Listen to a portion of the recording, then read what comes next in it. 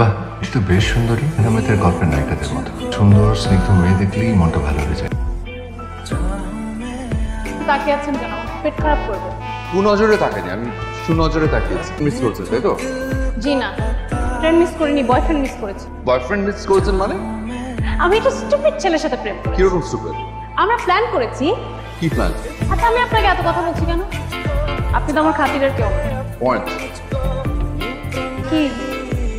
আপনি কি সুইসাইড করবেন? জি। তার মানে আপনি ডায়ালির মতো উন্মাদ হয়ে বাসা থেকে বের হয়ে গেছেন আর আপনার ওই মৌজুদে ব্যথা আপনাকে ছাকা দিয়েছে। তা আপনি সেটা কিভাবে বুঝলেন? আপনি বলছেন কেন? আপনি কি সুইসাইড করবেন? না, সুইসাইড করার মতো অত বোকা আমি না। আমি আপনাকে একটা ইনফরমেশন দিতে এসেছি। কি ইনফরমেশন? ট্রেন আসছে আরো 3 ঘন্টা দেরি। এখনো 3 ঘন্টা বাকি। বলি কি, আপনি বরং ছায়ায় গিয়ে বসুন। ট্রেন আসার জাস্ট 5 মিনিট আগে আপনি এখানে এসে শুয়ে পড়লেই হবে। চলো। তাই না? তুই কই? আমি স্টেশনে। তোর তো এখন আমার বাসায় থাকার কথা। কৌতূহলী সুন্দর মেয়েকে বিজি হয়ে গেছে। শুভ্র ঝেড়ে কাশ, অর্ধেক কথা কিন্তু আমি একদম পছন্দ করি না। টুগেলার ওই সুন্দরী মেয়েটা আত্মহত্যা করতে যাচ্ছে। আমি তাকে কৌশলে ফিরিয়ে আনতে চেষ্টা করছি। কেউ যদি আত্মহত্যা করতে চায় করুক, এটা তার ব্যক্তি স্বাধীনতা।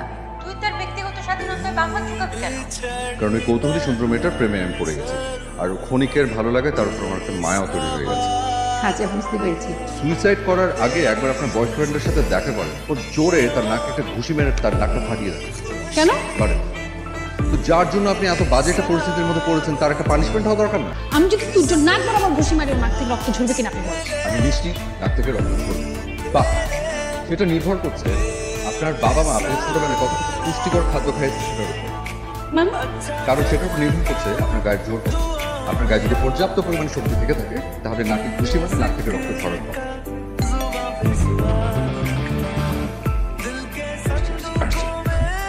তুমি বিসমিল্লাহ।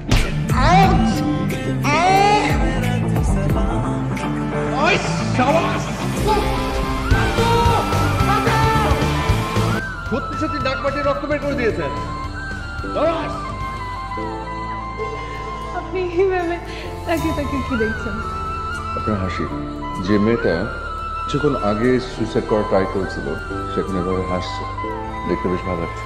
ঘুষি মারা শেষ, রক্ত বের করা শেষ, আমি তো এখন সুইসাইড করতে যেতে পারি না। চলেন। শুনুন, আপনাকে এখনো সুইসাইড করার মুড আছে? এই কথা বলতে কি আমার সুইসাইড করার মুড চলে যাচ্ছে। আমি আপনাকে একটা কথা জিজ্ঞেস করি। জি নিশ্চয়ই, বলুন। আপনি আমার পেছনে পড়লেন কেন? আর আমি সুইসাইড করতে গিয়েছিলাম, আপনি সেখান থেকে উদ্ধার করে আমাকে বাসা পর্যন্ত নিয়ে আসলেন। কারণ আমি আপনার প্রেমে পড়েছি। বাট ঘাবড়াবেন না, আমার প্রেম অতটা গুরুতর কিছু না। আপনাকে আমার ভালো লেগেছে। আপনি অনেক সত্যি কথা বলেন। জীবনে সত্যিকারের ভালোবাসা খুঁজে নেবেন। জীবনে বেঁচে থাকতে হলে সত্যিকারের ভালোবাসা খুব দরকার। আসি। পাটিসাপটা পিঠা তোর অনেক পছন্দ, তাই বানিয়েছি, খা। নারিকেল আর গুড় কিন্তু অনেক বেশি দিয়েছি, যাতে বেশি মজা হয়। আরাম করে খেয়ে তুই কাজলের পিছনে লেগে পড়। তদন্ত করে ওর পেটের ভিতর থেকে খবর বের করে আনবি ও কেন বিয়ে করতে চাচ্ছে না। খবরটা জানা দরকার। ব্রো, তুই এই মুহূর্তে আমার রুম থেকে বেরিয়ে যা। আমি তোকে পছন্দ করি না। কেন পছন্দ করো না কেন? কারণ তুই হচ্ছিস আমার মায়ের চেলা। আমি চেলাদের পছন্দ করি। তুই বিয়ে করছো না? তুই এই না বললি তুই মায়ের চেলা না, তাহলে বিয়ের ব্যাপারে প্রশ্ন করছিস কেন? প্রশ্ন করছি নিজের জন্য। তুমি আমার বড় ভাই, তোমার জন্য তো আমি নিজে বিয়ে করতে পারছি। তুমি আমার বিয়ের পথে পাহাড়ের মতো আটকে আছে। ও তাই? বলুন। আমি না আপনার বাসা থেকে খুব বড় তো 15 মিনিটের ডিস্টেন্স আছে। আপনি কি কেউ দেখা করতে পারবেন? আমি আপনার সাথে কেন দেখা করবো? আমার তো আপনার সাথে দেখা করার মতো কোনো সম্পর্ক তৈরি হয়নি, তাই না? ঠিক আছে, সম্পর্ক তৈরি হয়নি সেটা ঠিক আছে, কিন্তু পরিচিত আছে। আর তাছাড়া আপনি সেদিন আমাকে ট্রিট দিয়েছেন না, আমি সেটা শোধ করতে চাই। অ্যাটলিস্ট কফি খেয়ে যান। ওকে।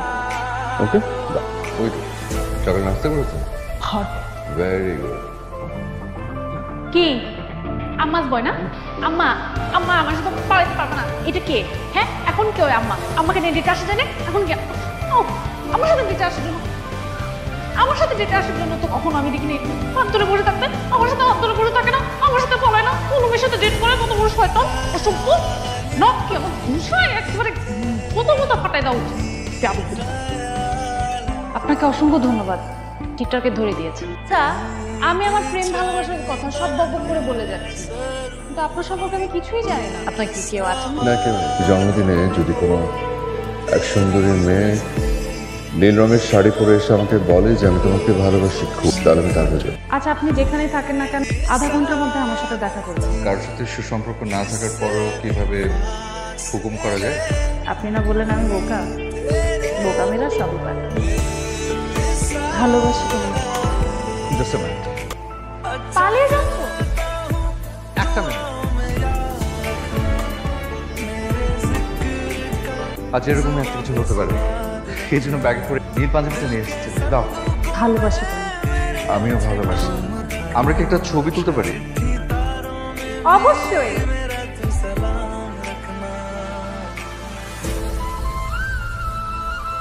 আচ্ছা, তোমাকে জান, কলিজা, পরাণ পাখি নাকি অন্য কিছু, কি নামে ডাকি বলো? কোনো নামই ডাকতে হবে না। শোনো, তোমাকে আমি একটা জরুরি কথা বলার জন্য ফোন করেছি। কথাটা আমাদের প্রেম শুরু হওয়ার আগেই সম্পর্কের মধ্যে ক্লাইম্যাক্স ঢুকে গেছে। কি ক্লাইম্যাক্স?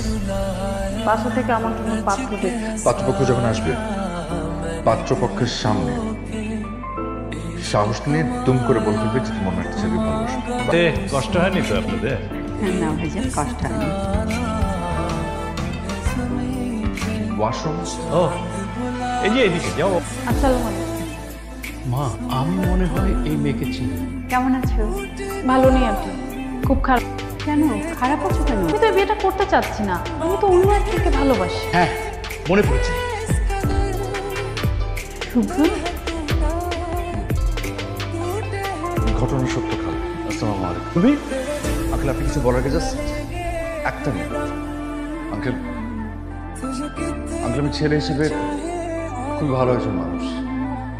আপনার মেয়ের সমস্ত ভরণ পোষণ নেওয়ার পরও বছরের অন্তত একটি বারের জন্য হলো বিদেশে ঘুরতে নিয়ে যেতে পারবো। Will you be my father in law? কোন একটা ছেলে জুটিয়েছিস, কোনেও পিছু ছাড়বে বলে তো মনে হয়। ওকে মেনে নেওয়া ছাড়া তো কোনো উপায় দেখছি না।